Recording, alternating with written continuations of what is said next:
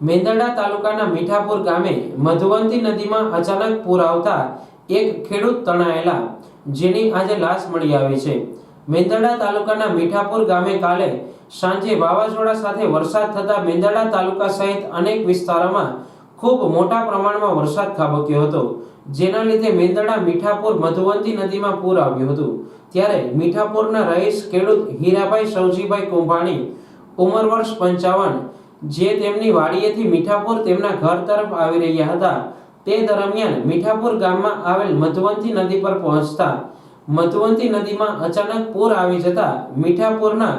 ખેડૂત પાણીના પ્રવાહમાં તણાઈ ગયા હતા, જેમની શોધખોળ કેશોદ જૂનાગઢ ફાયર ટીમ એનડીઆરએફની ટીમ દ્વારા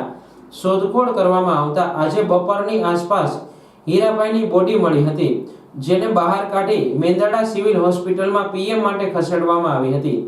ઘટનામાં જિલ્લા પ્રમુખના પીએ મહેશભાઈ અપારનાથી, અજયભાઈ ભટ્ટ, ગ્રામજનો અને મામલતદાર પીએસઆઈ સોનારા, વન વિભાગ સહિતના અધિકારીઓ ખડે પગે રહ્યા હતા અને પાણીમાં ગરકાવ હીરાભાઈ કુંભાણીની બોડી પીએમ અને તમામ પ્રક્રિયા પૂર્ણ કરી પરિવારજનોને સોંપવામાં આવી હતી।